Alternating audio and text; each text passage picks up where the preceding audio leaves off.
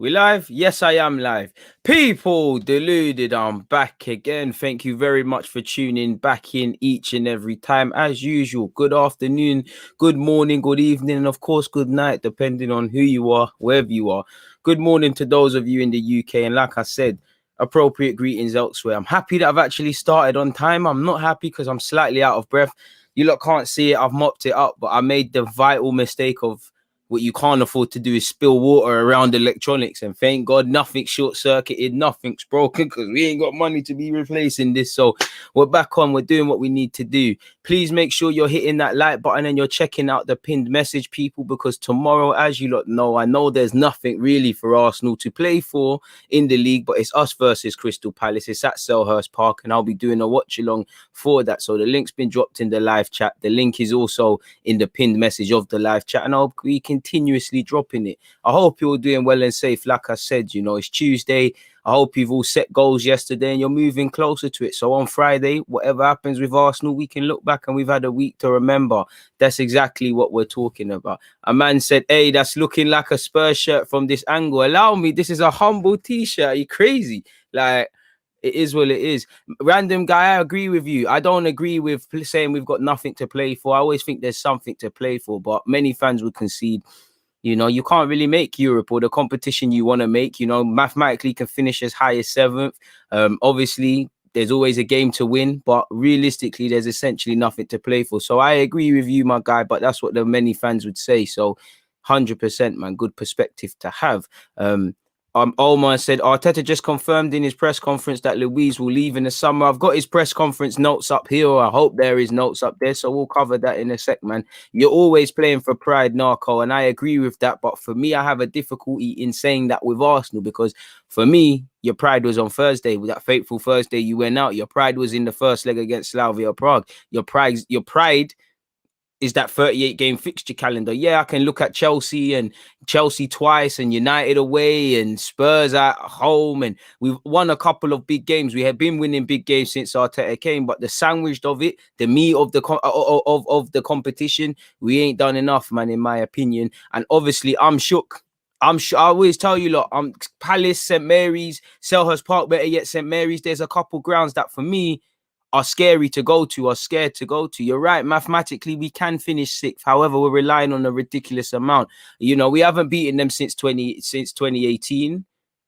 I swear we have, but we might not, because I remember I've been to a few at the Emirates where they beat us. They've been doing bits against us at Selhurst Park. They're a difficult ground. It's a difficult ground to go against. They're a difficult team to play against on their day. Obviously, I believe this is Roy Hodgson's last home game. Whether he signs a new deal or not is something else. There's rumours they're bringing in Lampard, so I'm sure they want to give him a send-off. Now, you could say, you could counteract what I've said about how I think Selhurst Park is a difficult ground to go to. I've been to Selhurst Park for Arsenal versus Palace away, and I think it's one of the best away grounds to go to, personally. I ain't been there in a couple of years, but I know you can get shagged where you can buy a ticket and there's a sort of, I don't know what you call it, like a pillar. A pillar could block your view. But I think the stadium is not the biggest, it's not the most modern, but I can't lie, them Palace fans, it's real football fans out there. It's buzzing, and they're going to be back for this game and whatnot. And, you know, they've secured their status in the league. We've, quote unquote, got nothing to play for, so there might be a lot of intensity off, but for me,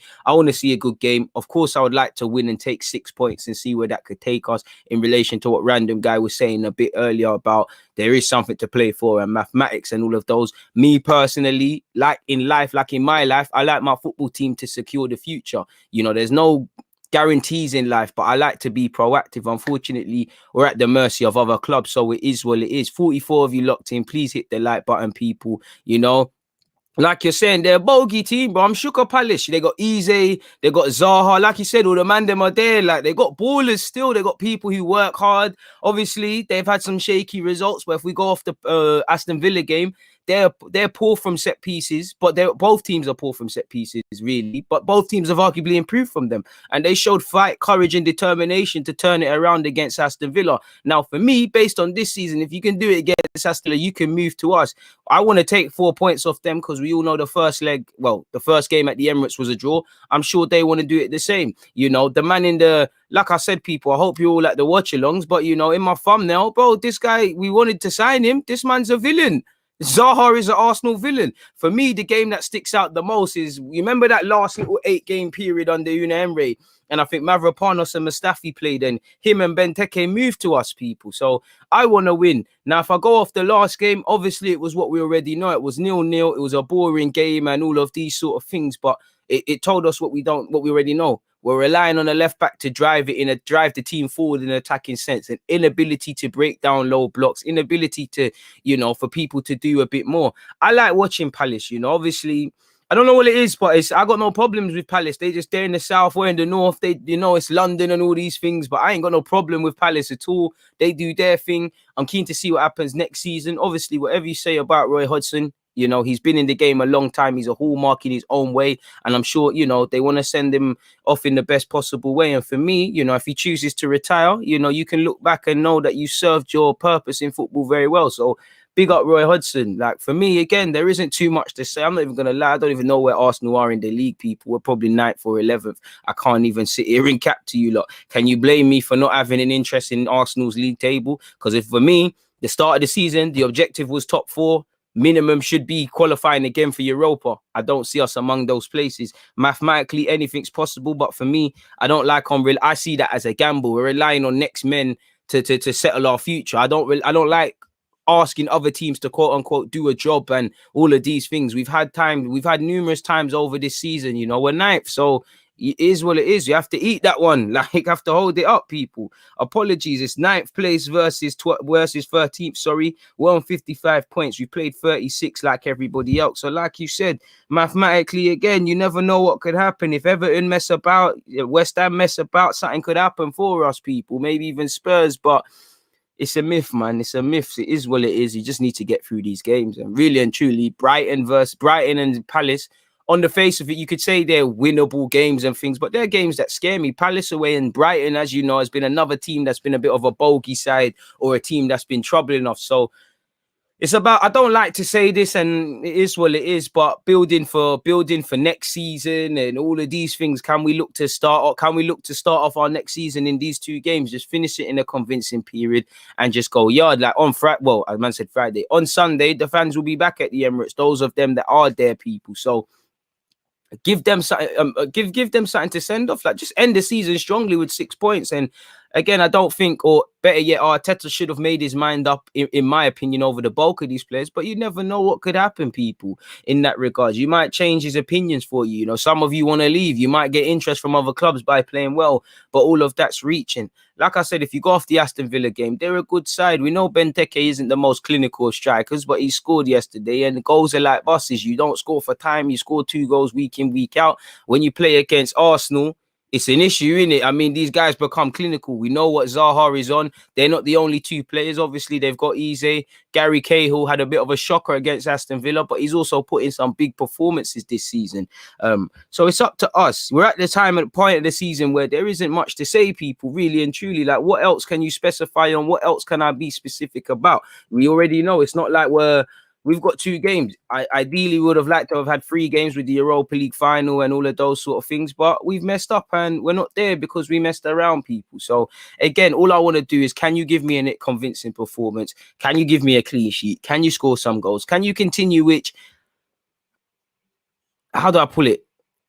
I think I can say our away form, has probably been our one bright spot. We've been better away from home. We've been atrocious at home. We've been good at away from home. So can that continue in that regards, people? So there actually isn't too much for me to say. Like Omar said, they've confirmed Hodgson's departure, official. Apparently they're looking at Frank Lampard, whether that happens or not. So these players, some men that are in the team week in, week out, you might not. So you've got to put in a performance. Some players that might not necessarily play against Arsenal, but because they hear a new manager's coming, they're getting a spring in their step in training and beyond, because they know their future can be changed. So we might see a bounce in performance from Crystal Palace, and we have to be wary of that, because there's something to play for.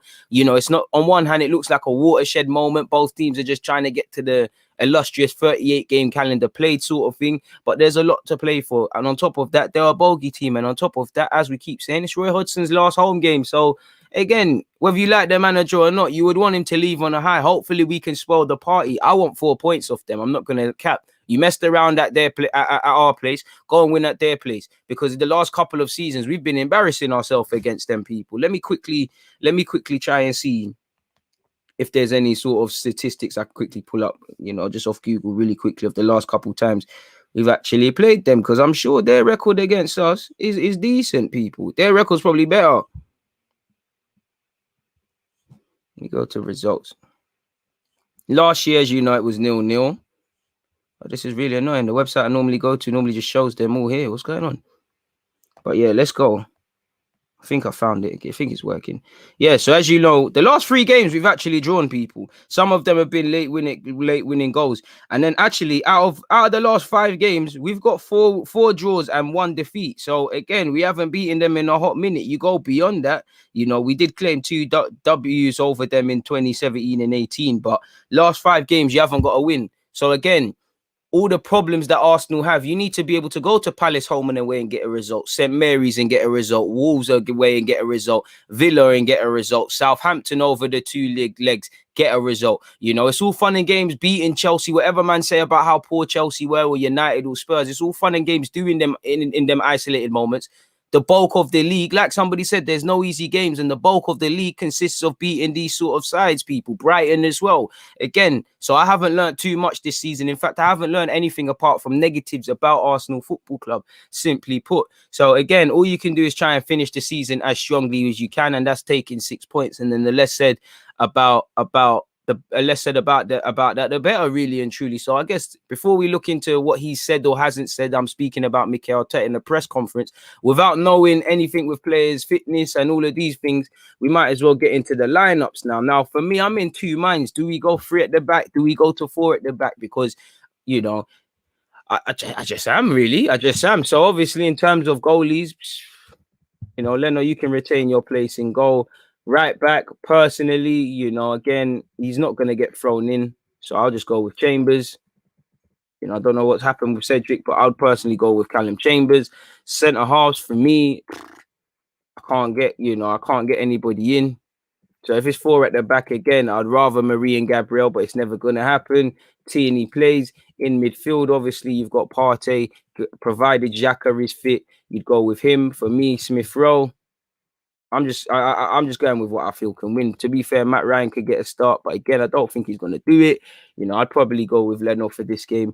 Smith Rowe plays in the 10 for me, and then up front, it's the usual suspects for me. I'm going with Pepe. I'm going with Saka on the left. Well, no. Either one, they can swap, but I'll probably go Saka. I think it's a game for Lacazette, but I just have a feeling that Aubameyang's going to bag. So that would probably be my front 3. If we had to go 3 at the back,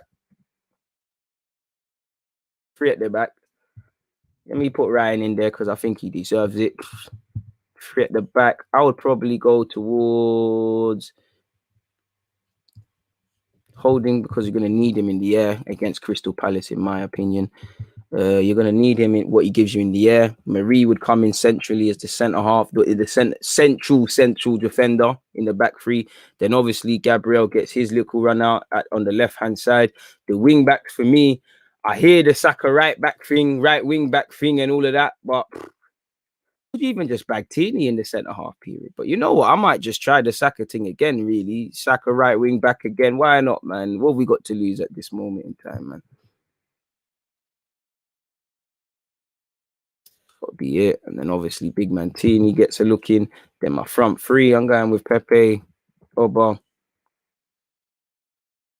Probably bag Martinelli into that one there, really. So, or you could go with a 3-5-2. It could be the exact same team. That's the lineup I will go with, people, really and truly, to be brutally honest. So, first lineup is, if it's 4 at the back, Leno, Chambers, Holding, Gabriel, Tierney, Partey, Xhaka, Smith Rowe, Saka, Aubameyang, Pepe. If it's a back 3, I'm going with Holding, Marie, Gabriel, Matt Ryan behind them in goal. Saka, Tierney, Partey, Xhaka in midfield. Up front, Pepe, Martinelli, and Aubameyang. Now, I don't really want to start Odegaard. I'm not going to sit here and cap to you lot. I'm just going with the guys I believe in, really. So I guess that's that part of the preview, people. We can look at what Arteta said in the press conference. Please make sure you're hitting the like button. What are you guys saying in the comments, man? Happy to see Hodgson go. Always gets the better of us. He seems to, man, but the next man probably won't. Pepe had no link-up play with Tierney. Saka plays left in Pepe plays. Not too sure that's the truth, but fair enough. You're allowed your opinion. Jay, you can say no to Lampard. I didn't say to bring Lampard in or no. I'm just saying reports say Lampard to Palace, my guy. So yeah, that's what I'm seeing in that regard. Not good enough considering home we are 10th, but away from home we're 7th. We're 7th best team away from home this season. Even then, who are the 6 teams better than us? Because that tells you our away form is just better compared to our mediocre standards. It don't tell you that it's anything amazing. Shout out all the members. Shout out AM in the cut as well. I appreciate that. Big up Danny as well. It's morning time for him. Big up yourself. Please make sure you're hitting the like button. As I said, we're at 49 likes. There's 97 of you locked in. Something isn't adding up. So yeah, people, let's see what Mikel Arteta has specifically had to say in relation to Arsenal or going into this Arsenal game, people. So as you lot can see here, the first thing I can see here, in fact, we shouldn't be able to see anything because what we need to do is make sure we're taking advantage of these timestamps and making sure we actually understand when we started talking about such people. But we're back. Let's go, people. As you lot know, midweek it was confirmed that David Luiz would not be signing a new deal at the club. Whether he's rejected a new deal, whether the club want to move him on is another thing. But he's spoken about him, people. It was confirmed last week that David Luiz will leave the club when his contract expires at the end of the season. On David Luiz leaving, he said he's a player that has won everything in football and has earned every right to do so because of who he is as a player and as a person. I had the privilege to work with him for 18 months, which I really enjoyed. We got on really well. We had some great moments together. He's been really helpful, someone that we like and appreciate much. So I just want to say thank you to him and wish him the best of luck in his next chapter, because I'm sure, knowing David, he will have many more to come as a player and in the future somehow related to the game. Now, there is rumors that David Luiz wants to become a coach and all of those sort of things. We'll have to see. On what David Luiz is like as a character, I don't know him, but from the young players I've done interviews with and everything, he's a man of integrity. He's a man of the people. He gets on with everyone and all of these sort of things. So again, I don't believe these are reasons to necessarily keep someone, because everybody should be a model example for young players, good with the young players, time for the young players, all of these things, everyone should have character. So a lot of these reasons to keep David Luiz and keep a lot of people, like even Lacazette, man, says good with the young players. That's good. But the only one that should be good with the young players is Arteta. Yeah, the players should be, but Arteta's the one who has to coach them. These man's job description isn't help Martinelli, help Gabriel. I like that. We know why it's good, but these are not factors to keep someone. David Luiz, you was a man of integrity. I'm almost sad to see you go as well, because I believe you've been a better centre-half than I believe. Than I believed you would have been. Obviously, the mistakes that he's obviously carried and left and been with him at Chelsea, he's obviously taken to him. The highlights and all of these things, they're all up there really and truly for what David Luiz is. But he's definitely been a better signing. But this is the problem when David Luiz and Granit Xhaka and people of that ilk, while I can admire what they bring to the table, and we miss certain facets of our game when they're not there, when they're not involved, that tells you everything. You can only hit a certain sort of level in that regards, people. You're not going to get anywhere. So I hear this, people, but are we running a football club where you have to be ruthless, or are we doing this Mighty Ducks play crash thing? Again, we can't just keep man for the sake of it, because that means we'd be keeping Lacazette, keeping El Nene, keeping Chambers. I'm not saying these are bad things. I'm just saying are these best footballing decisions? Are you going to get to the level you need to get to with all of these players collectively? You lot can answer that question. He said what he's done to get to this point is remarkable. Oh, sorry. He said, when you get to know the person, his background, where he was raised in Brazil, what he's done to get to this point, it's remarkable. It's very remarkable. Not just him, Willian, Gabriel, any footballer who's left poverty or where things don't look bright. Any person who, these South American players, they leave young, innit? They leave as soon as they hit 18. They come into Europe to better themselves and make their first sort of footprint. So I admire that. But again, We probably should have clipped him last season and brought in someone who's levels. And this is where I'm looking at the club, because to a degree, we haven't learned the lessons we had with Koscielny, in that we never had a contingency plan. You never had a consistent replacement. And I don't see who is the David Luiz replacement is right now in terms of the mentality, the ability to play a ball. Definitely not the mistakes, because there's bare people probably taking his spot there. But he said, then you understand a lot of these things have happened for a reason. It's not just an ability, a quality or determination. It's many factors. I really enjoyed learning from him. He's been really helpful every time with the team. And I feel sadness as well, because you get attached to players emotionally. This is where you haven't, obviously you get attached to players emotionally because you're working with them, but you ain't got time for that, because your emotional attachment has led to us playing Willian unnecessarily, has led to you not looking to fix the lack of creativity in this team, for you consistently changing and making unnecessary changes, for you doubling down in Leno and then Martinez leaving, and then Leno 1 minute he's there, 1 minute he's going, he's got 2 years left. Really, the club should be making these decisions, not the players. I get the vibe that, I said it in the last live stream, do these players want, do Arsenal want these players to leave, or do they want to leave? They're very different. I never get the vibe. I don't get the vibe that it's been made abundantly clear to David Luiz, you're off. It's been made clear that, you know, you can stay, you can do this. Football, you see, we have to be ruthless. We haven't got time for emotion. Maybe I'd argue Arteta's got too much emotion attached to these things, because that's for me crippled some of the decision making he has made. Firstly, it's the player that we have to get the maximum out of, and then it's the person. When it gets to these stages, it's tough and it hurts, because that relationship is now going to go away, at least in this space of not seeing him every day. Again, I have to say thank you to him. Thank you, but this is dead, man.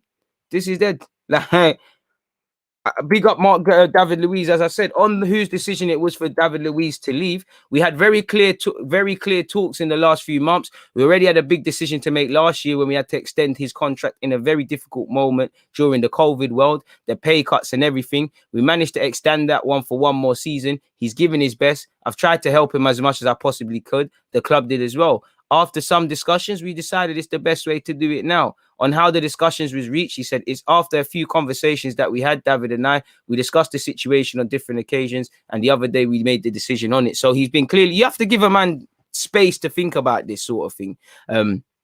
But yeah, man, you know, this decision should have been made for David Luiz, man. You know, you should have been made abundantly clear. This is David Luiz's last season, or when you gave him that contract last year, how are you looking to move around that? Because we've got that very man, you know, Saliba to come, and we're going to speak and focus on Saliba in a second, people. But that's in relation to David Luiz, people. If I press the news, let's see if there's anything else.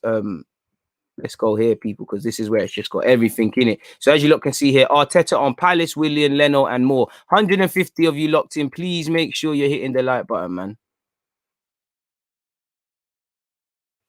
Got a little twat in the live chat, but that's all right. You're always going to get virgins there. No worries. So yeah, man. Moving forward, as you lot know, people, is what it is. On latest team news, no big changes. I think everybody is fit apart from David. Let's see how Granit is as well. But for the rest, I think they're okay. So obviously, in my preview, people, I said Xhaka's playing. If Xhaka's not, you just got to change him for real. Nene, on taking the momentum from the Chelsea game into Wednesday's match, I mean, it's been just under a week or so now. I don't think there is any momentum. We start again, we go to 0. But anyways, people, he said, yes, we have been much more consistent in the last few weeks in the Premier League, which is really positive. Bro, we've beat, fair enough, the Chelsea team, we beat Chelsea, but let's be real. Chelsea played poor. We didn't have to do much to beat them. West Bromwich Albion, you should be beating them. So anyways, people, he said we have 2 matches to go and still things are mathematically possible. So let's try to get the best outcome possible. This should have been the language months ago, but we can't go back in time. It is what it is. On putting pressure on teams above if we win, but you lot have gone into too many games where you know the ramifications of winning, losing, and drawing, whether that's been evening kickoffs, early morning kickoffs, midday kickoffs, and you bottled it. So I can't expect much to change now. I'll put my hopes in, but let's see what he's had to say. That's all we can do at the moment. It's not in our hands, but what we can do is win our 2 remaining games, which is possible, and see what happens. On if it would be a successful season if we qualified for Europe, I think to have a successful season at this club, you have to have trophies in your hands, which is true and also untrue. I think this season would have been obviously unsuccessful if we didn't get to the Europa League final or win it, put in a proper defense of our FA Cup or done anything else, people. But I think if we saw a DNA, if we saw more clarity, if we saw less questions that we have over this squad and more answers, it'd be successful. You know, I think as a part of a successful season would be being able to tell what my manager and my football club are about over when they go onto a pitch. But I don't know anything. I don't know which players are favoured, which players are actually out of favoured. Really, I can speculate. I don't know what we try to do as a football team. So, and again, if you wanted trophies, you lot would have been serious from August. Instead, you wasn't. And I just think everybody connected with this club doesn't feel the healthy amount of pressure that they need to want to succeed. So that's where we're at. On Palace having fans back and whether we can feed off that, it doesn't matter. It's still great to have fans. We are going to be lucky enough to have fans back for our last game, which we can't wait for. And to have fans there will make the atmosphere much better and back to how this game has to be played. That's true, but you lot, I think you lot are forgetting how much you lot get scared of away fans. You know, it's good playing at the Emirates when it's not noisy, but you know, because arguably we've been worse at home. Has there been much difference? Arsenal fans aren't the loudest, myself included, because I'm there all the time. I try singing that, but it's a madness. Arsenal away is defo better. The away fans are defo better. On Roy Hodgson, he said he's an absolute legend. What he has done in football for English football, what he transmits as a person, as a manager, the work he has done at different clubs, I think it's remarkable. To keep doing it for so long with the way he has always conducted himself, I think it's a great example for me as a young coach. He is something I admire. And the Roy Hodgsons, the Sir Alex Fergusons, the Arsene Wengers, these longevity coaches, I think they're going to be a thing of the past because the demands of the game, these young guys are just going to get out of it quickly, man. I can't see Pep Guardiola coaching until he's in his 60s, 70s, saying that he's 50, 10 years, could fly by. We've spoken about David Luiz. Boy, Mr. William, Mr. William. First of all, we signed a player with an incredible talent, a proven talent and performance level in this league. You must be trolling. Because where is this performance level? Yeah, he might be a Brazilian international. He's played for Chelsea, but I haven't seen anyone with incredible talent, proven talent. If you got incredible talent, you don't score your first goal for the club in May. Same amount of goals as a fellow Brazilian in Alisson. You have more assists. You carry on that William that started against Fulham. And for whatever reason, you know, it hasn't worked. And this just tells me once again that Arteta is, maybe he's saying something different publicly and then privately. But what I've got here, people, for me personally, is that, you know, Williams, we got to look at it. That Williams signing, that's Arteta's pride on the line, you know. That's Arteta's pride on the line, people, because he's been saying proven, consistent. We got young players, but he's here for now. These sort of things there, that's what he's been saying, people. So I think it's a pride thing. So I think he's not having the humbleness enough to know that it's wrong.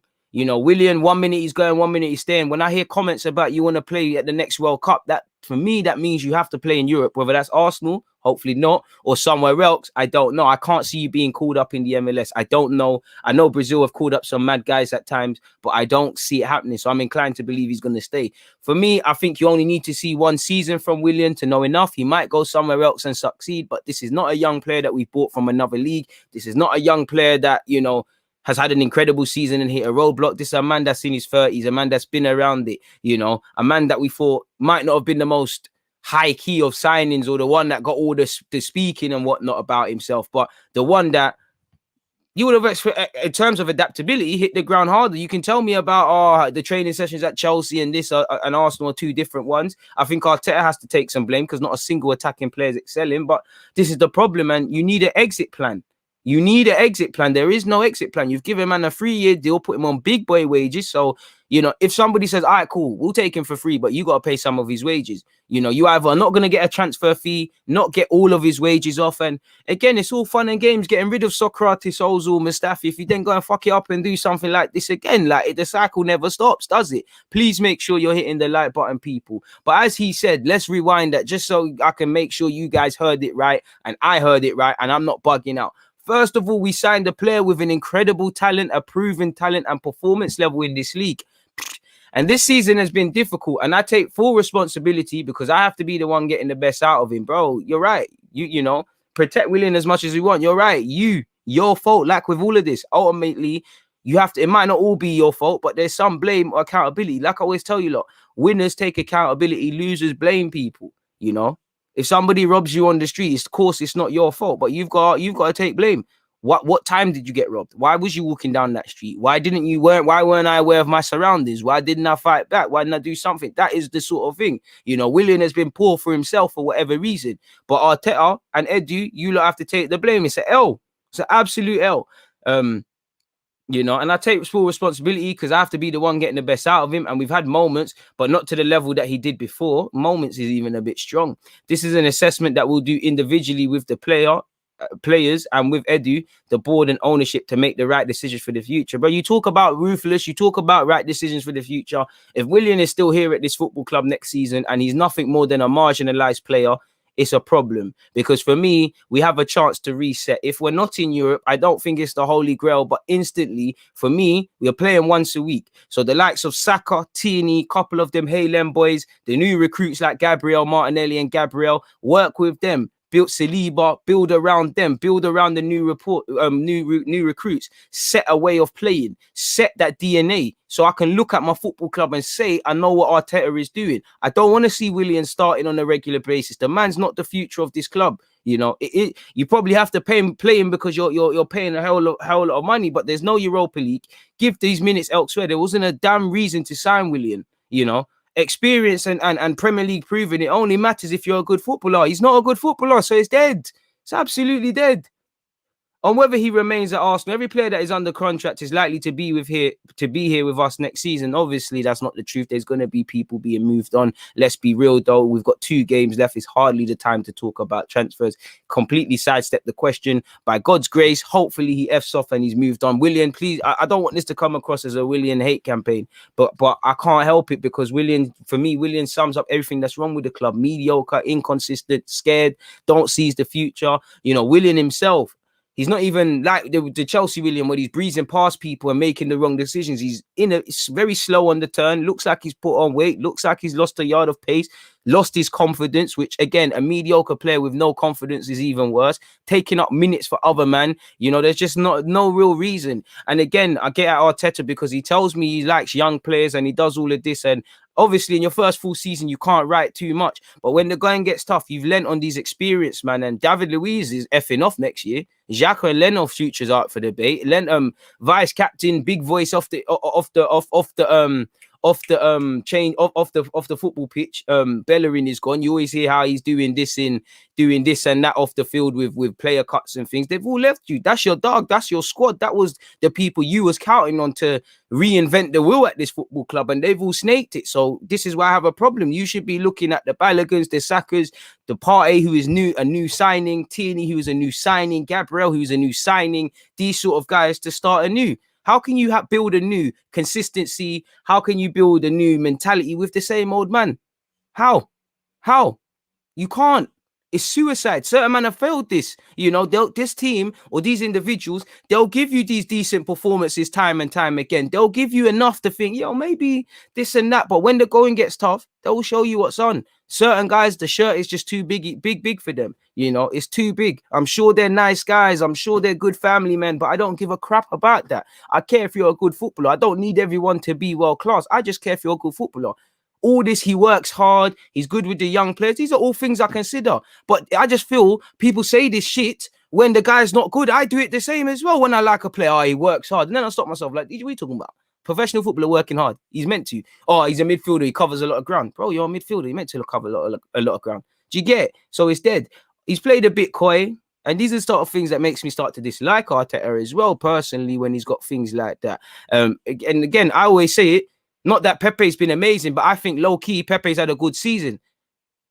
Who looks like the 70 million pound man? You know, who looks like a more experienced player in the Premier League? It's the 70-odd man, whether he's worth it or not. Saka and Willian. Who looks like the man that's come from Chelsea and won Premier League and played for Brazil? It's not Willian, you know. It's not Willian. And Willian, if you're listening, and the people that are listening, you know, make sure you give me a couple tickets or whatever to your restaurant and we can start positive propaganda, because I heard you lot cook some good steak and everything there. But anyways, it's mediocrity. Willian shows everything that's wrong with Arsenal. Mediocrity is rewarded at this football club. You know, improvements are overstated. Mediocrity, you know, again, I think people forget, you know, man praise people for showing heart, for showing tenacity, for showing desire. These are things that should be there. Like, these are things that should be there, people. But before we carry on, a quick word from the sponsors, man. Let me cool off because I'm getting a bit vexed.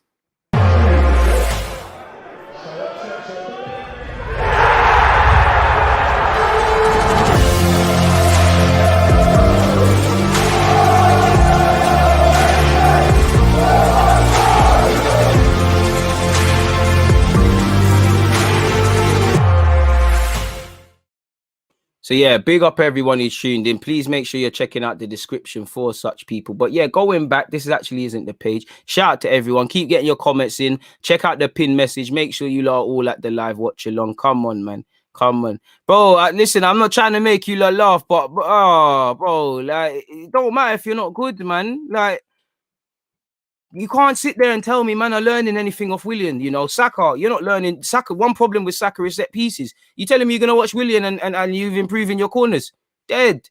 I know, to be fair, Martinelli apparently is getting tips off Willian, brother. Stop that. Go and get tips off the 30, man. You know, you're probably better off going and getting tips off Saka and Smith Rowe. Youngers in charge. You ain't got no olders in this team, man. The olders are rubbed. They're washed. Like, they're just chilling outside the bookies. These men are dead now, man. I can't lie, honestly. I'm sure they're all good guys, but I look around for these young players, and in times of hardship, oh man, I'm not looking at Willian to turn it around. Like, and Arteta's had to bite that bullet. He's taken Willian out of the team. We're in a dangerous territory now, in that you have to play Willian. If he's here, he has to play him, because again, what I would like to happen is he's not playing, but they're gonna say, "Oh, he's big boy money. You're not playing this and that." And hey, man. What a club, man. What a club. Please make sure you're hitting the like button, man. Big up South London. Big up Telwood Studios. What are you saying? Willian's meant to be a big man, though it's mad. A professional should be able to play well under a child manager. They move like children and the managers back them by blaming themselves. It's mad. And I'll give Arteta the luxury, bro, in that I don't know what you're saying publicly. Arteta has to be badding these lot up privately on a Wenger thing. You must be. You can't condone all of this stuff we've seen all season. But to us fans at face value, it looks like you're condoning it. It looks like we're mad. It looks like we're watching one thing, but everyone connected with the club, the man's played well. And when we're not at London Coley, we're not on the trains with them, we're not on the coaches, we're not in the WhatsApp groups. When everyone's reassuring you and everyone's rewarding mediocrity, bro, it's dangerous. It's dangerous, you know. To change, you're met with friction. Change isn't easy. Change is hard, you know. Whatever habits you've got in life, whether you like to go raving, whether you smoke, whatever you do, whether you go shopping and you buy trainers and things, if you want to change your life to do something better, whether to put something with that money or save for a house or whatever, change is hard. You know, change isn't easy. You're met with friction. Diamonds are not made under pressure. And it just seems that anytime this club is met with a bit of friction, only a couple man face it head on. A couple man think it's too tough. And again, I don't like to talk about Willian's money, but he sums up everything wrong with this football club, man. Absolute terrible, man. Like, it's a madness, man. Got to a madness. It's got to a madness. Bro, the Martinelli up front thing, you might as well run that. It's nothing to do with signing Chelsea players. You're just signing dead Chelsea players. Like, bro, that man there were taking Ashley Cole. You know, the best Chelsea player we probably signed off the top of my head is probably Medley and then Nketiah and them academy, Armani Richards now. Them academy players there, because you're signing guys past it. I don't think Czech was as bad as man make out, but you signed Czech declining. You haven't built the team to hide his deficiencies. You're now seeing the problems. You know, you signed Gallas. I'm not going to get onto Gallas. I think Gallas is the worst of all them Chelsea players, as crap as Willian is, because I don't like Gallas. You saw what happened there. You see what you're getting with Willian. Stop buying them, man, there. If they're over the age of 18, stop buying these man there. It's crazy. Absolutely crazy. Madness. Like, it's a madness. On what a strong finish to the season will do for us, winning creates a different environment around the place. Did we not win FA Cup? That's when it should have started. That's when we should have said, yeah, we've won the FA Cup. We've had a bad season. Imagine what it feels like in this short period, how we've applied ourselves and seen a trophy. If we apply ourselves for a 38-game calendar, we could get ourselves back in Europe. We could get ourselves into a final and probably win it.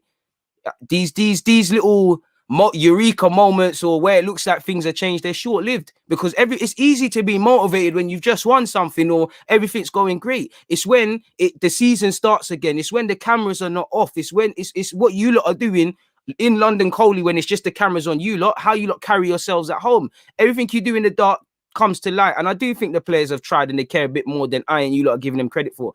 But you don't want it enough. You don't want to be successful as much as you want to breathe. I see them Leicester, man. I see bare other teams. You lot don't want it. You only want it sometimes. And that's for the whole club. Because again, you would have sat there and said, we've got Arteta. He might have mistakes. Let's surround him with all the things we need to surround him for. With Arteta, he's clearly thought some of these players are better than others. He's probably been a bit complacent and thought that we've improved a bit more than we have. For the players, it hasn't stood. And these players, listen, the owner needs to go with them things, but it's the players. I'm so tired of these players. Every time a new manager comes in, even if Arteta got clipped, we'd probably win the first 5 or so games, you know, probably papering over a cracks. But then what would you see? Oh, the manager this, the manager that, the manager the other, and then start doing nonsense. But what did we hear? We heard drones, we heard one-to-one sessions, we heard double sessions, we heard man are getting homework. What homework? Everybody must be copy and pasting. Who's the only one? I don't even, you look at the team, probably El Nene is the only one doing the homework, and them man, they are just copying it off him, really and truly. There's no homework. There's no drones at training. There's all these things. Like, it's mad. It's absolute mad. So winning does create a different culture around the place, but it's only as much as them people there, you know. These lot don't want to win as much as they want to be alive, and winning doesn't mean trophies. For me, winning means pride. Like, you can look back at the 38 game calendar and say, yeah, we did this, we did that, we need to improve, but there's this, not the numerous damn right embarrassments we've gone through this season. So this sort of language, to be fair, it's probably the person asking these questions is peeing me off, because this is what's starting it. But it's too little too late, man. These eureka moments should have been doing it before. And I hope you're learning lessons and taking heed for next season. But we do the same things every summer. We do the same bad practices. And then us fans will sit here and expect something to change. So it's seeing is believing for me. When you start to get on a run and you understand why this run is happening, it always helps to build for the future. You're chatting. A new season is a new season, and to get momentum from one season to the other is not necessarily what is going to happen, but certainly it's really good to analyze performance and results-wise. What are you analyzing? Because there's been bare experiments that ain't banged, and you ain't been analyzing them properly. Again, it's nothing to do with analytical stuff. It's the metrics or what we're trying. He said why those things are happening. It's really important for us to make improvements we need for the following season and to know which keys we have to touch to make it work better. Broski. Allow the keys, man. You don't need to read the manual before you touch any of these keys. It's like you need to read, man, because we're just touching buttons. It's not working. On Harry Kane, oh, man. Shout out to Kane. He's a baller. Hopefully he does leave Spurs. That's for another video. I'm not going to bore you lot with that. We're on 237 likes, people. Please make sure you're hitting the like button. While I love you guys, we're going to stop quickly there. Well, we're going to get back, but I'm just copy and pasting the link. Make sure you're all here, people. Hit the like button. Tomorrow from 6 p.m, we go live for the watch along, you know. If you're not going to be there, do what you can for the engagements. But as you lot know here, this is the same thing. Oh, yeah. On how important clarity is at board level for a manager. I think if I've been something, it's honest. Probably once I was too honest. And that's what I was saying. I think you've been too honest. You've clocked it. And now you're playing the diplomat, the Boris Johnson MP thing. Because before, you used to kind of say things like, I need a midfielder. The club didn't get a midfielder in. Now you're saying we, and you're doing little things, which is, you're part of the virus now. But, he's putting, listen, I'm going to shut up. As much as I don't believe in the Kroenkes and these things, cool.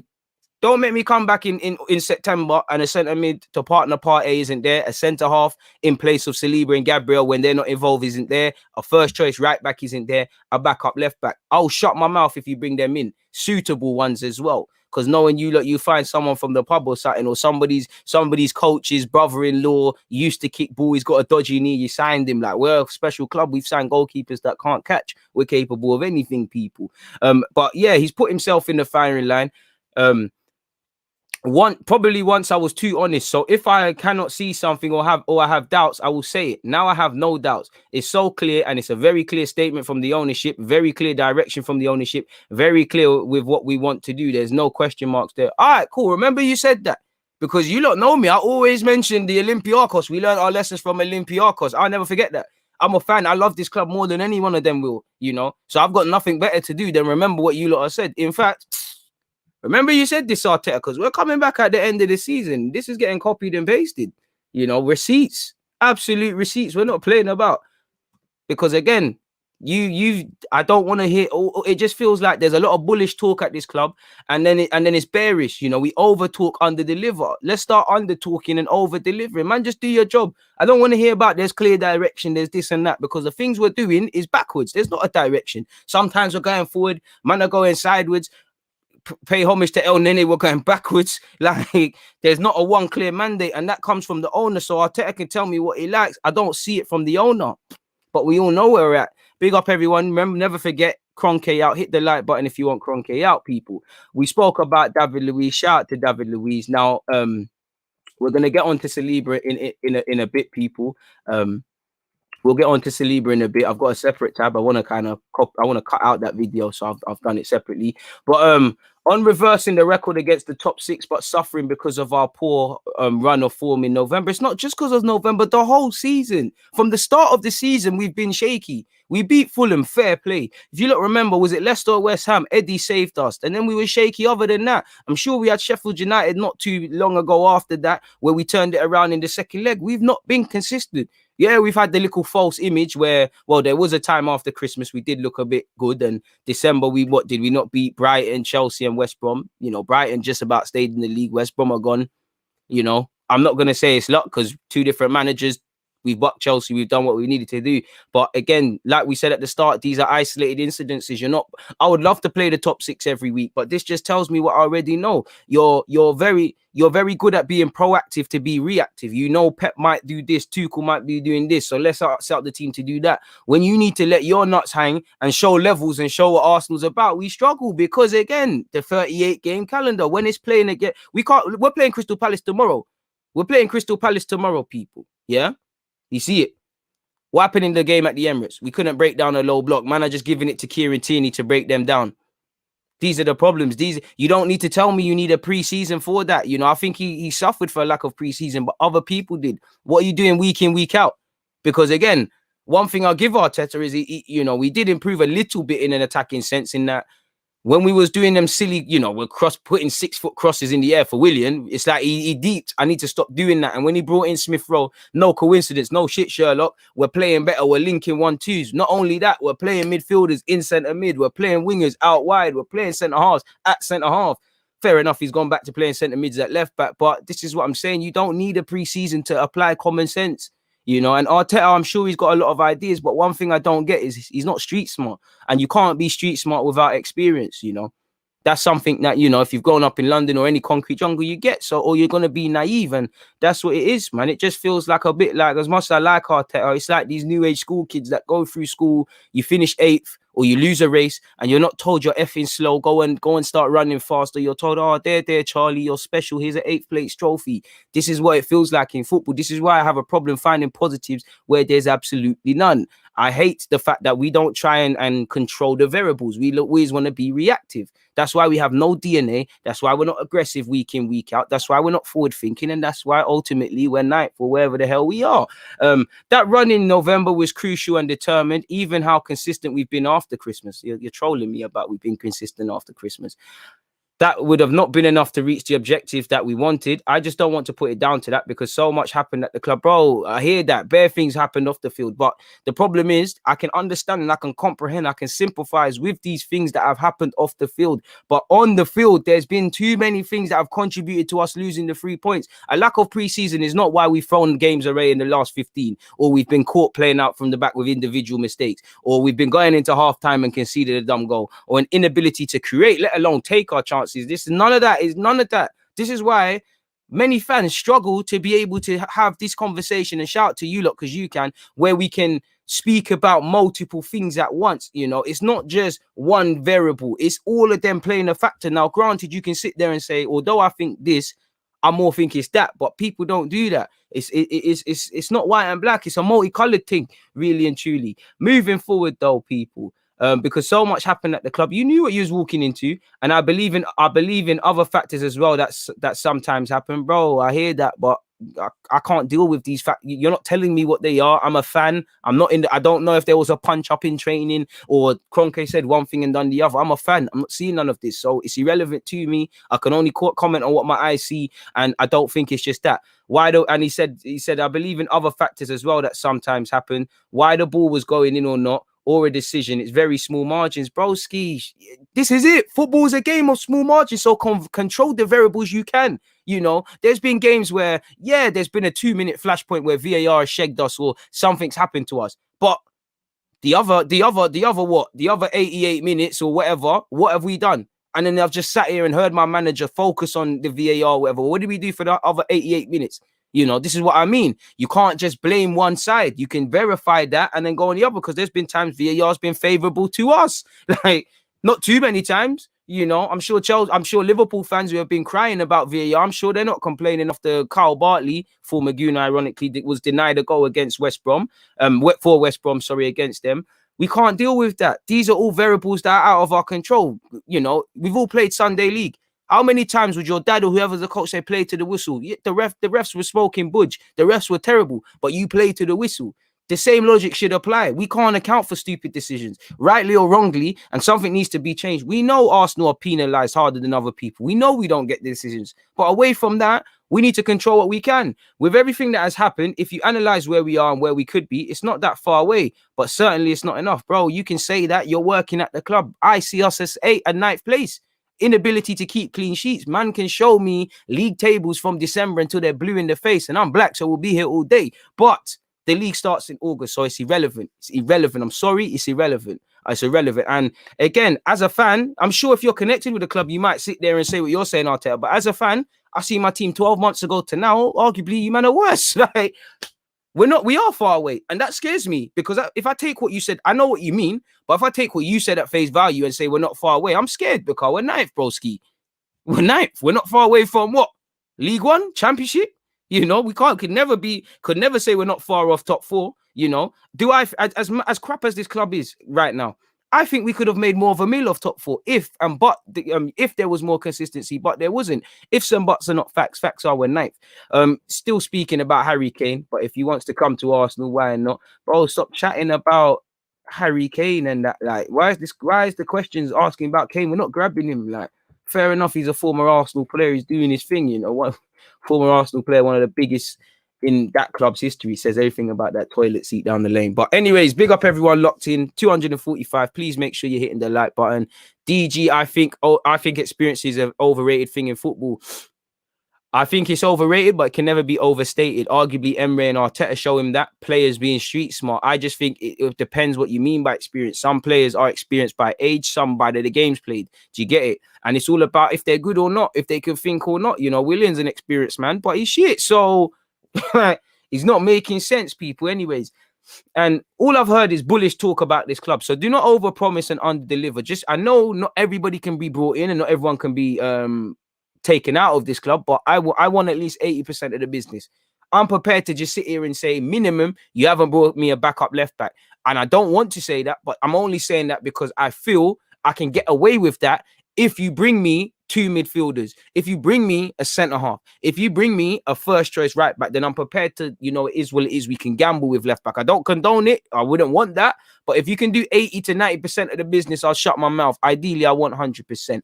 On whether this is going to be a busy summer, yes. If I have to answer every question about every possible transfer, what players might be leaving, we'll be sitting here for hours. What I can say is that we know what we want to do, and there's a clear path to put together. But bro, last year you said you lot are ready to move in 3 different possible scenarios according to COVID. You're ready to do this, you're ready to do that. The targets are here, the targets are that, and you said the same thing. So I don't know if that's the truth. It's true that there are a lot of decisions to make because as well, we have a lot of players on loan. Some of them have to come back and we'll see step by step and focus on the priorities that we have. Let's see how much we can do, which is fact. On what we have to work on next season, I want to reflect now in the next week or so when we finish, but I'm sure we've done a couple of things wrong. We've done more things wrong than right. Why can't we just be a bit honest? 100% now I can tell you that now before going through it. So now I'm going to make much better decisions and get the best out of these players and get the best out of this football club and all the resources that we have. I've spent a lot of time and effort identifying critical points to change. No, you haven't, because certain things you have been standing in the rain and asking why you wet. You either get an umbrella, you either get a rainproof jacket, or you either get your ass inside. 3 variables, but you sat there and cried, you know. This is dead. You know, again, Arteta, you speak very well. I actually back Arteta somewhat. You know, he can leave. Listen, if Arteta leaves tomorrow, I am not going to cry. But at the same time, I still something just tells me to believe in Donny, innit? And it's blind optimism, really. This is why I'm so annoyed, because on one hand, I don't think he's good enough for this club right now. On the other hand, I think this man can take us forward if all the variables are right. But he needs to start being a bit more street smart, start learning from his mistakes, man. It just comes across as a bit naive, a very, very... You know how you get some people that are very street smart, but they're not necessarily book smart. You get some man that are very book smart, they're not street smart, which I think is Arteta. And then you get people in between.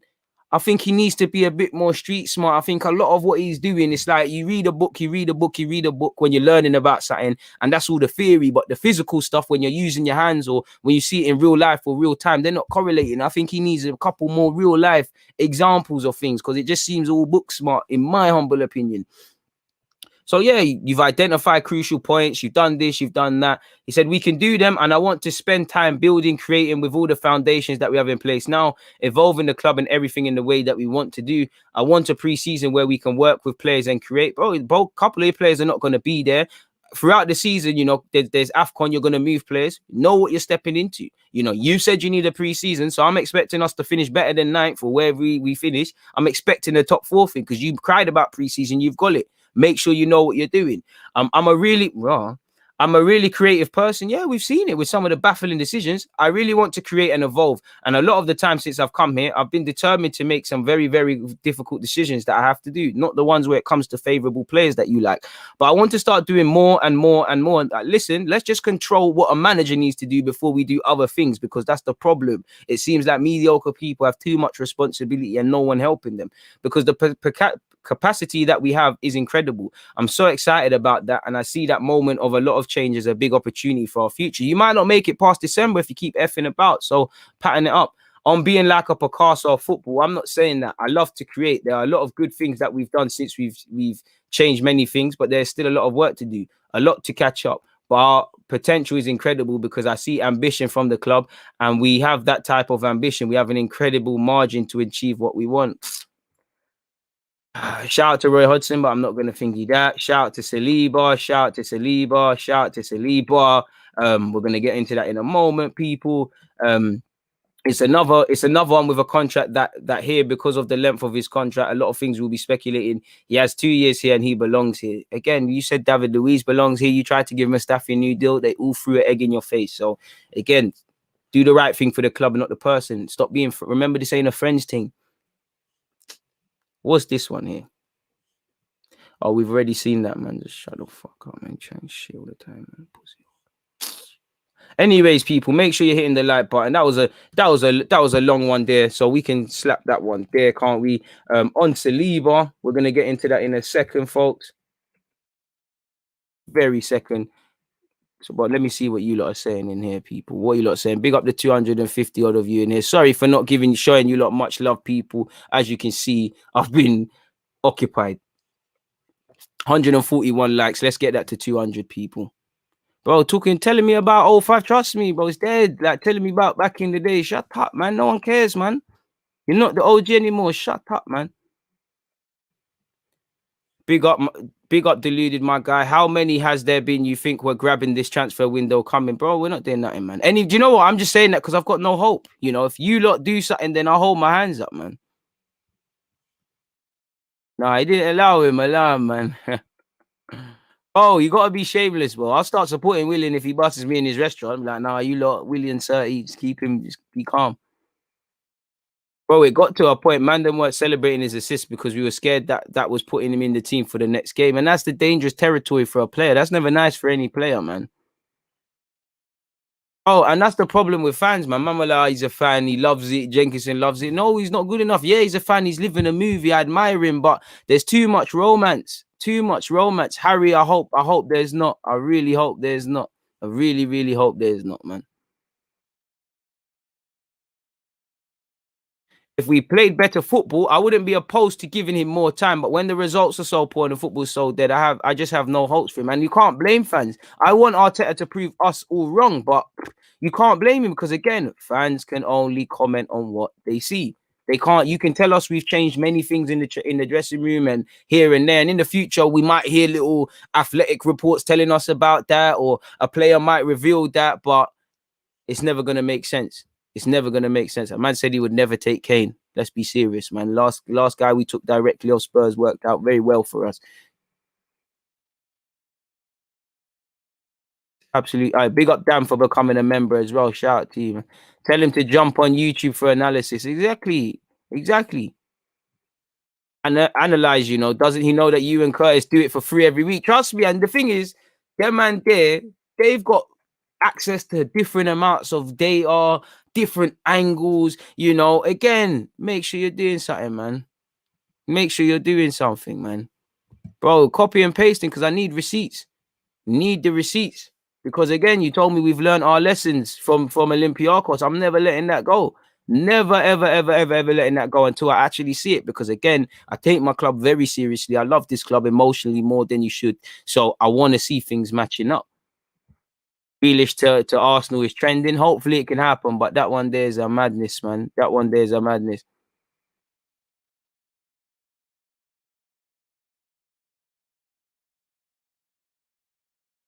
I just think some of these, like, please just go on a media training. Just go on a media training exercise, Arteta, because sometimes it's just not adding up. It's really not adding up. But if we get into William Saliba now, folks, people, if we just briefly get into William Saliba, as you, me, everybody, again, want him to get an opportunity next year. I think people need to temper their expectations. He's going to have some great moments, and he is going to drop some clangers. He's a young defender. He's going to learn and learn fast. But this is where I'm looking at Arteta now, because you've got to work with Gabriel and Saliba. You know, I want that to be the partnership. Who doesn't? That's the partnership for years. A 22-odd-year-old and a 20-odd-year-old by the time they buck up. Who doesn't want that? That's resale value. That's everything down to a T. But they're not going, you know, Saliba isn't going to be the next Varane, as some people say, overnight. Gabriel isn't going to be that quality overnight. There's things that they need to iron out. So if you imagine them both together, I don't know. I hope you lot are watching the loan reports that I do, and I hope you lot are watching Nice off your own back. You see Saliba have great games, but you also see incidences where he's giving away a penalty, where he's watching the ball and not watching the man, and that man's made a run off him and scored. Set pieces, the whole of the Nice team, himself included, that's where he's going to learn from. Sometimes carrying it out from the back, overplaying. These are not concerns. These are something somebody at his age and stage in development is going to have. So how are you going to take them to the next level? How are you going to train Gabriel and Saliba together? You know, because they're going to have great moments. They're going to have moments where one needs to be pulled out the team. Both. You see how, when you see, you lot know anyways, when you have a player and you're playing very well and you play well for 5 or 10 games, the same way you can play very poor for 5 or 10 games. So I wouldn't say Saka's done that, but there's been periods this season where Saka's kind of been below par. These things happen. How do you mitigate against that? Now, I hope next season you know what you're getting, people. And again, Saliba and Gabriel, that's the partnership for me. But as I said, if one person has to drop out, what is the next partnership? Can you bring me a centre half that can play on the right and kind of like Holding, actually, Luis, be able to play on the left? Because he can be used with Saliba if it isn't going to be Marie. That now opens up the possibility to being with Gabriel. You know, maybe it could be worth going to a back three as well, something Saliba's played in. To be fair, Saliba's played on the left, the right, back three, back four. There's a lot to like about Saliba, but he's not going to get there overnight. He is not going to return to Arsenal Football Club the best defender in the world, because fans did this BS with Reece Nelson, you know, allowed them. But anyways, Ben Napier is always in contact with him. He's the one creating every assessment. I mean, I would like to see a bit more of a personal touch from Arteta in keeping contact with Saliba in that case and watching the games, because you're getting assessments, but, you know, you need to run your own decision. We are, as a coaching staff, obviously following his progression, watching his games and in contact with him. It's not an ideal world to feel that you still belong here, to feel that you still belong here and you can have a face-to-face relationship, but we try to do it in the best possible way. I would have liked for the loan move to happen at the start of the season. Fair play, I hold my hands up, because that's something I was questioning. Now you've said that you would have liked that. Maybe Ben Napier or someone else didn't do their job.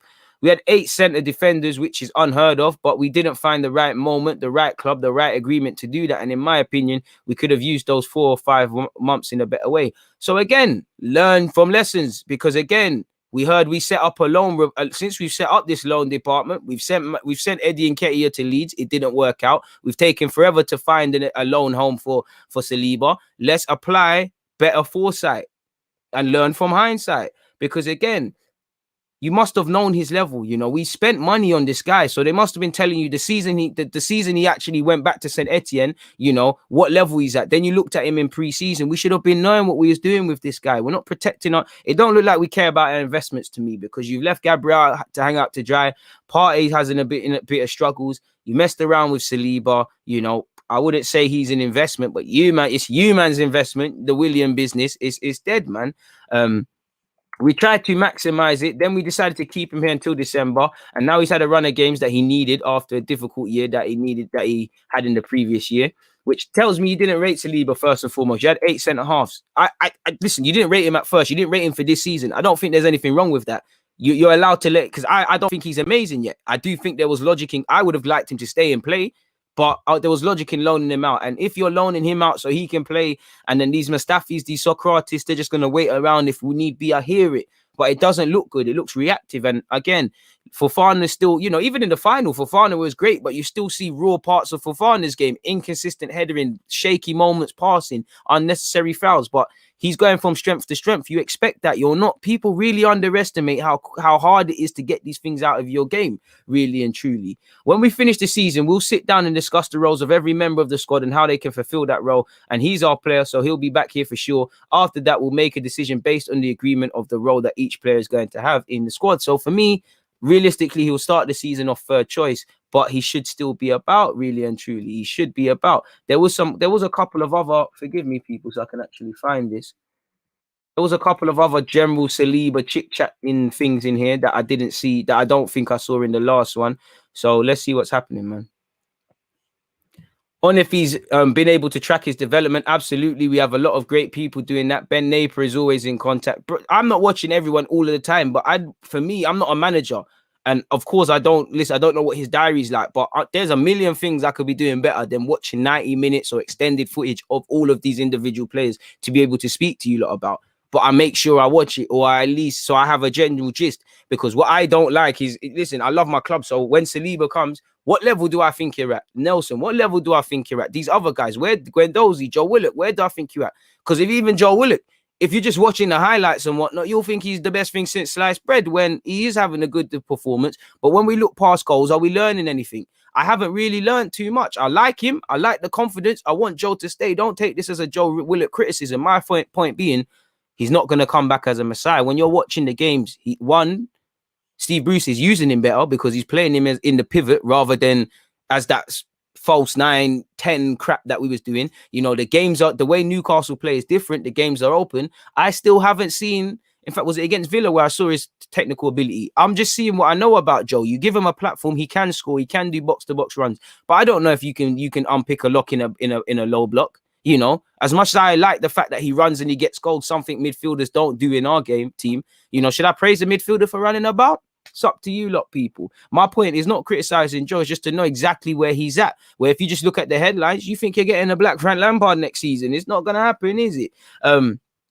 So yeah, he said absolutely, but we still have great people doing that. Ben Napier is always in contact with him. He's the one creating every assessment. We are, as a coaching staff, obviously following his progression, watching his games and in contact with him. Oh, that was in the last one, people. Oh yeah, these things were there already, so I'm not going to go over all of those again, people. There's just simply no need. Please make sure you're hitting the like button, people. Please make sure you're hitting the like button.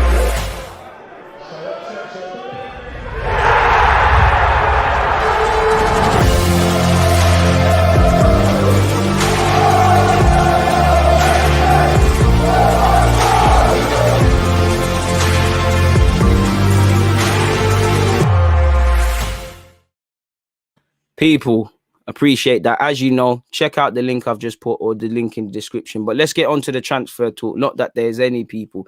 Admittedly, there's talk of bringing back Aaron Ramsey, which I'm not for.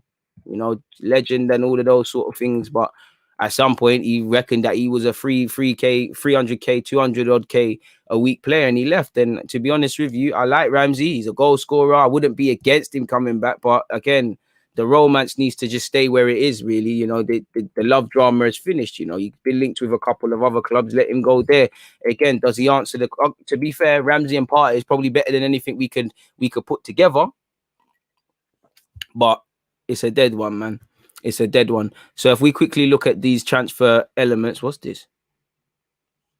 Yeah, I don't know about none of that fuckery going on. But anyways, people, apparently this is by Chris Doyle. Arsenal in prime position to re-sign Aaron Ramsey as perfect opportunity arises. Now, whether that's true or not, we're about to find out, people. But Aaron Ramsey would love to return to Arsenal this summer if the opportunity presented itself, according to a report. As you lot know, he left in 2019. He's made just two. He's been there just for 2 seasons, and he's been in and out the squad. He's been inconsistent. It is what it is. You know, I think they were bugging out signing him really and truly. But apparently he would love a reunion with the Gunners. Let's see what else it said. It hasn't said anything concrete. He's only made 31 appearances, including 2 goals, as the Turin side failed to retain the Serie A title and are in danger of slipping out of the Champions League next season, people. As we know about his emotional farewell. So there actually isn't nothing to say. And at 30 years of age, just got to leave it gone, man. He could still be a good player for us, but I say we leave it. So I'm not too sure in that regards, people. I don't know what to believe in that regards, really and truly, to be completely honest with you. Don't know why that happened. If we move away from that, pardon me, and we scroll up, obviously shout out AFC Bell, and like the thing says there, free Palestine each and every time. Allegedly, this is in relation to Camavinga. I can't speak Arabic, but we Google Translate. Those close to the player Camavinga tell AFC Bell that the player is open to moving to a historically well-established club, is open to playing in the English Premier League, is open to playing with a team that suits his style, gives priority to playing minutes over any other advantage. Arsenal will have better chances than any other club if they decide to make a serious offer at some point. He's also, yeah, bro, trust me, Bell's doing what he needs to do. That guy's right.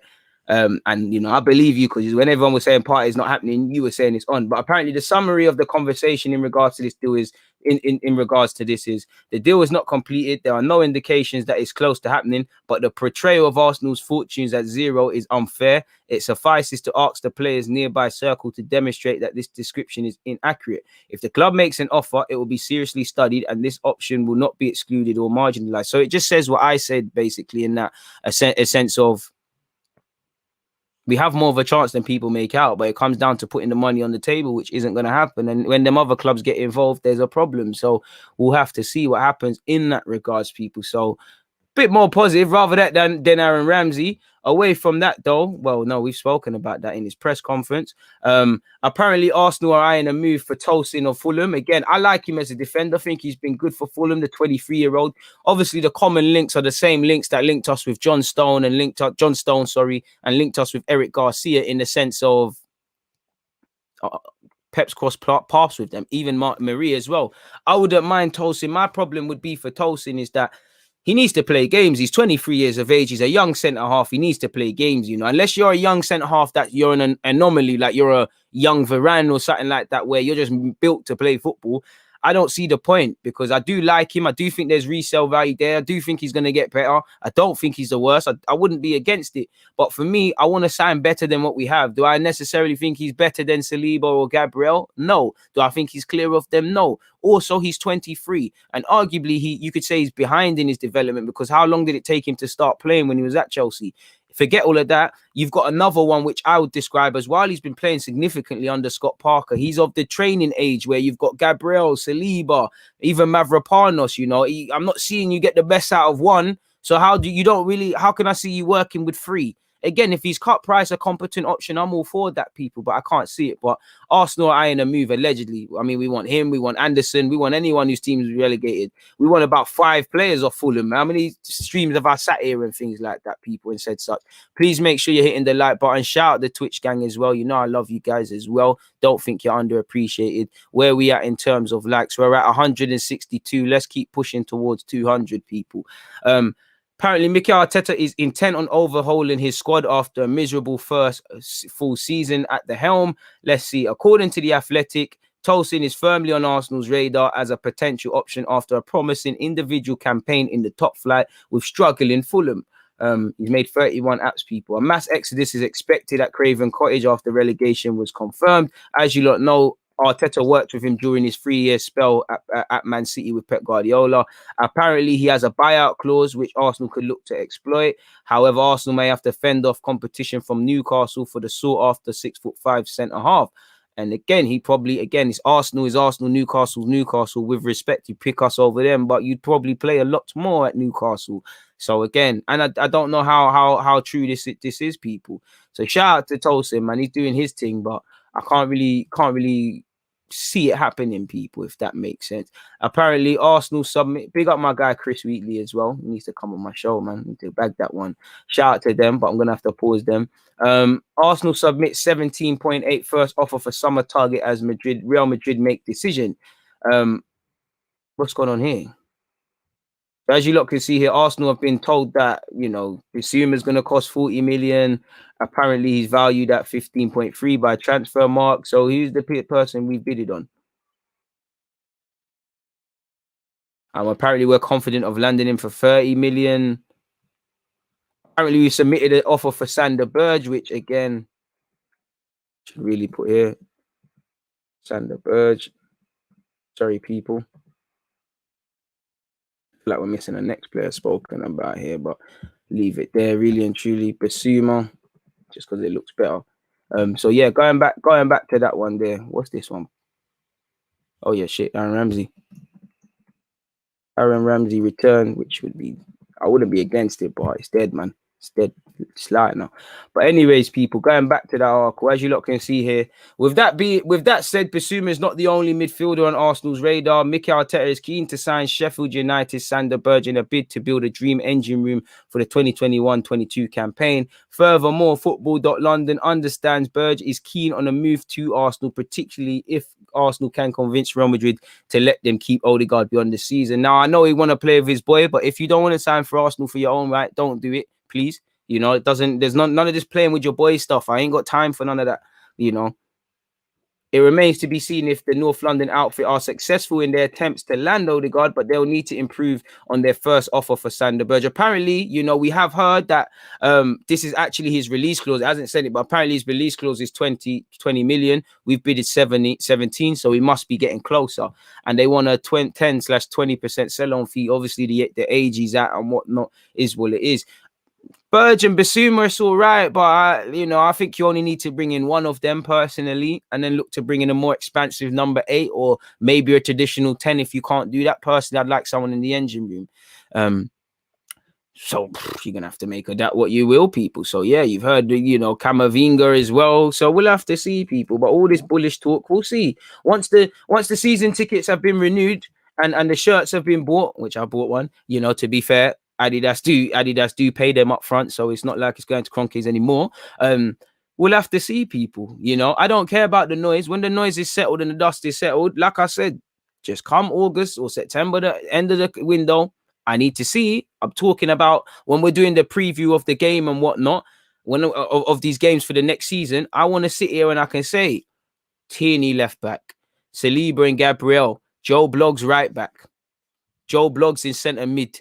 If I can't hear no new options, boy, it's the same old, really and truly, to be completely honest with you guys, people. So it is what it is in that regards, people. This is all I have to talk about. Like I said, please make sure you're at the watch along, people. Please make sure you're at the watch along. Once again, big up Dan for becoming a member. Shout all the members, long-term subscribers, and the rest of them. If you're not going to be there, hit the like button.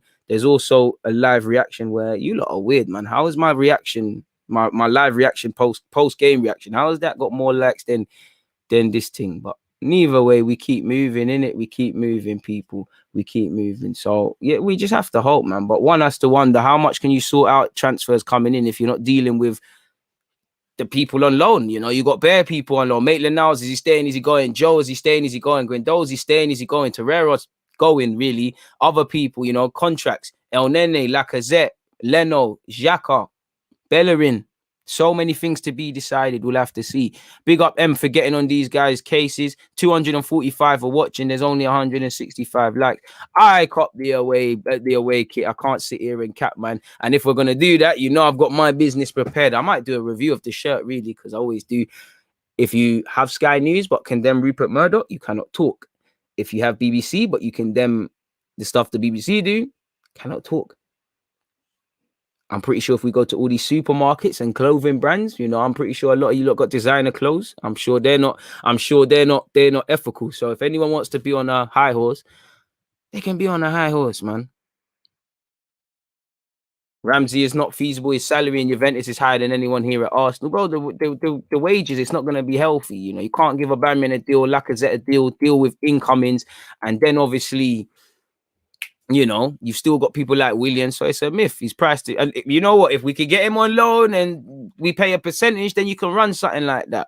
Other than that, it's dead, man. Big up all the Jamaicans out there. I appreciate you, D, man. Big up yourself. Big up everyone, all the international Arsenal fans.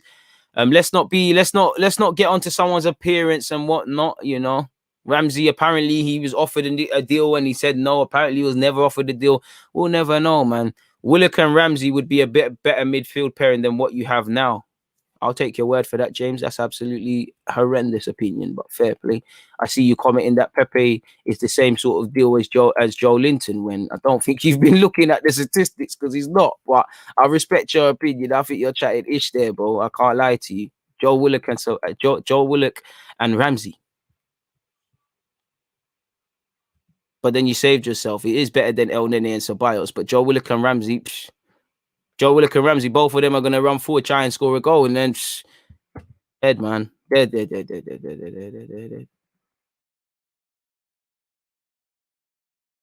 is what it is, man. What else are you lot saying?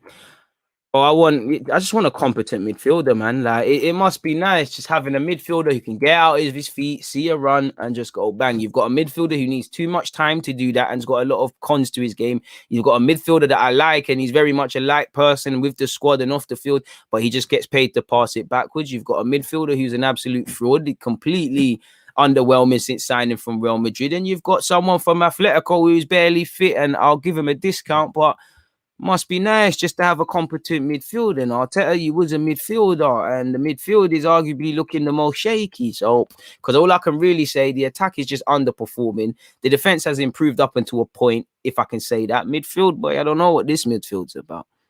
That's just me. So who knows? Your thing much better than AFTV. Shout out Robbie, David, and I'm sure many people would disagree, but I just try to be myself. If you like it here than elsewhere, I appreciate that nonetheless, though, man. Nah. I wouldn't. Bro, James, you're not listening because we don't have a proper pivot. But Joe Willock and Ramsey, I don't see Partey's name. Any best midfield partnership is going to have Partey in there. If it doesn't have Partey in there, it's dead. Like, and then if you try and save face and say a three of them, it's dead. Like,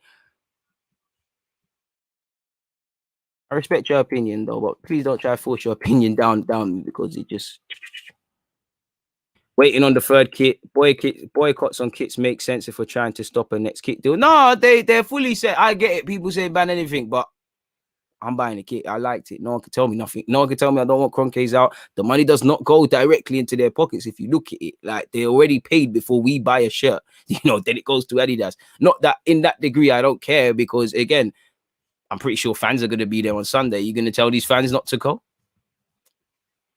I'm one man. I might have a YouTube channel, but I'll be damned as hell if I let people on the internet try and dictate to me what I feel and what I can do with my money. I would rather have Willock than Ramsey. There's more room for improvement. I wouldn't mind Ramsey on loan still, but I wouldn't break my neck for it, And I'd rather probably give it to Joe, man. We need to stop looking in the rear view mirror for ex-Arsenal players to return. It's regressive. Time to move forward. There are much better options available. Elements has had a great season, bro. But Telemans has been playing against us since he was 16 years of age, bro. You don't move then, you're never going to move, man. Crystal Palace Nate is saying, hope we give Roy Hodgson a good send-off tomorrow. That's what I'm fearful of, man. You lot are going to do your thing, man. Do your thing, man. But hopefully we can win. May the best team win, innit? If not, it is what it is, isn't it? Really and truly. Arsenal's leaked home kit is looking like the Ajax jersey. I saw that, but is that the confirmed real thing? I don't know, man. We are one of only 15 teams to concede less than 40 goals in the top 5 leagues. That's true. That sounds wavy, but it's only going to get up into a point, man. I would like Eze, but they're them guys that you've got to get before they've gone to Palace now. Your comment's gone. Zaha to Arsenal next season. Wouldn't mind him, but can't see it.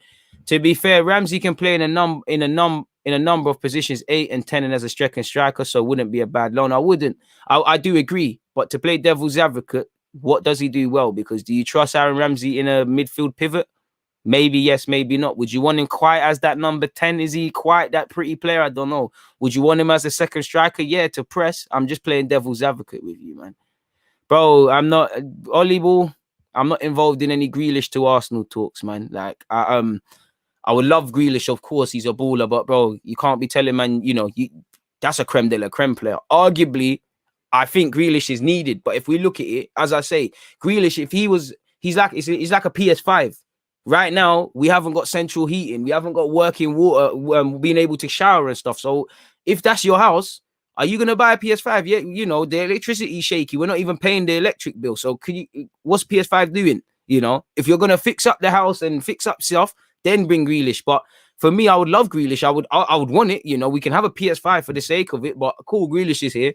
When the ball goes into our half and we're defending now, where's the pure centre mids? Where's the other things? I don't know, man. Bare things like that. Man laugh at Grealish. Everybody laughed at Grealish. People laughed at Spurs for trying to grab Grealish. United were linked with Grealish and some of their fans turned up their nose. But people look at Aaron Ramsey with rose tints as well. They forget the injuries, the inconsistencies and whatnot. Listen, shout out to Ramsey. Forget Ramsey. It's that simple, man.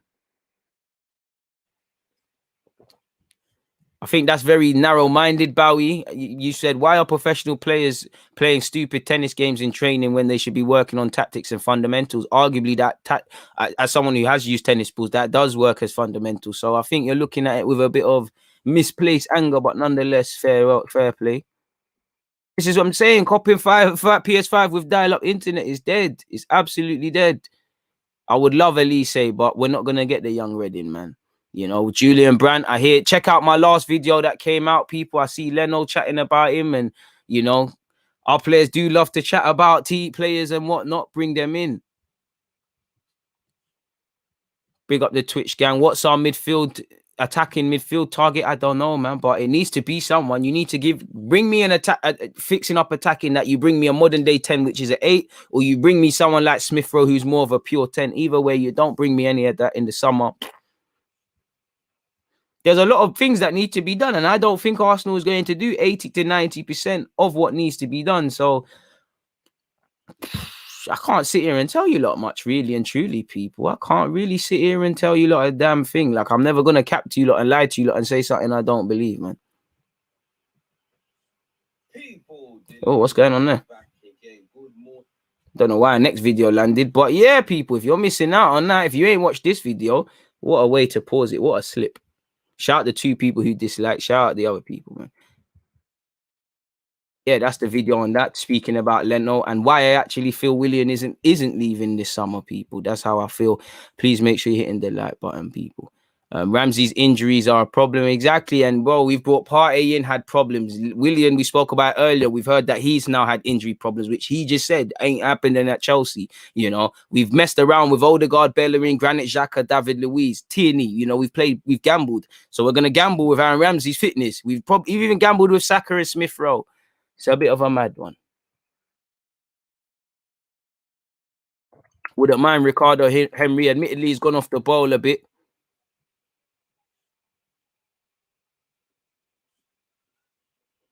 Willian is here for good. It is what it is, man. Yeah, but I don't like relying on one man. I do agree Smith Rowe has it, but obviously we're not in Europe, but 38 game calendar, anything can happen. Loss of form, injuries. He might just not be playing well. And we do this thing at Arsenal where we think Partey is going to change midfield on his ones. I'm not saying you, but Partey is going to change midfield. Gabriel's going to change defense. Tierney's going to change defense. This guy's going to score the goals. We need a squad. You know, we'd all look, for obvious reasons, it's not the best example, but we'd all look at City a lot differently if it was just on a Mahrez, a Bernardo, a Gundogan. Now, they're all quality players. They would deliver. But if it was just on them, there's an issue. You know, I don't like how we just rely on players, because you see it, the players recognize that. And that's why we're so left-hand centric. Or that's why David Luiz was finding it doing more playmaking than the midfielders. It's mad. Shout out to the Ugandans. If you don't want Arteta, you're allowed your opinions, man. Everybody's allowed their opinions, man.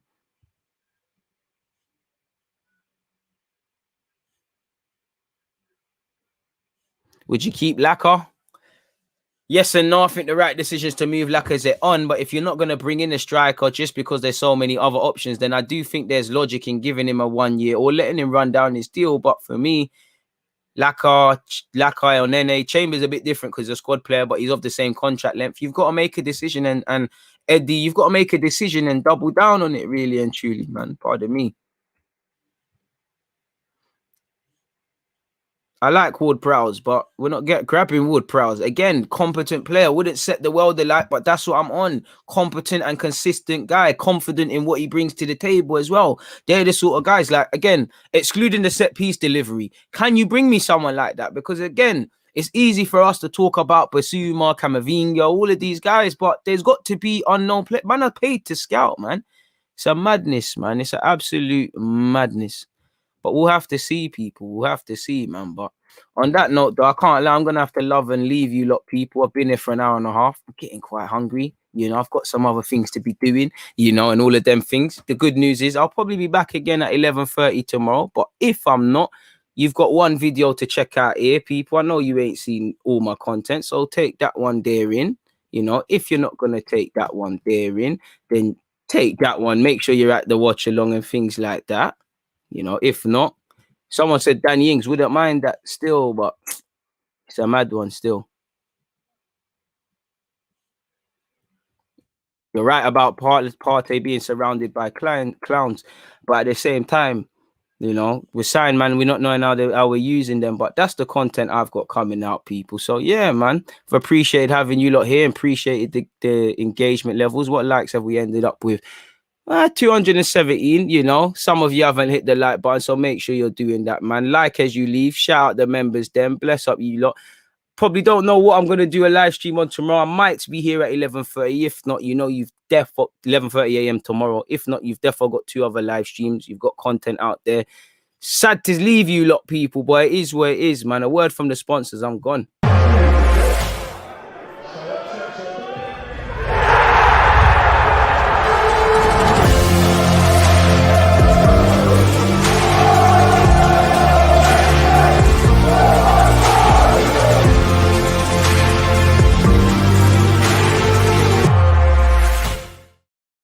Safe.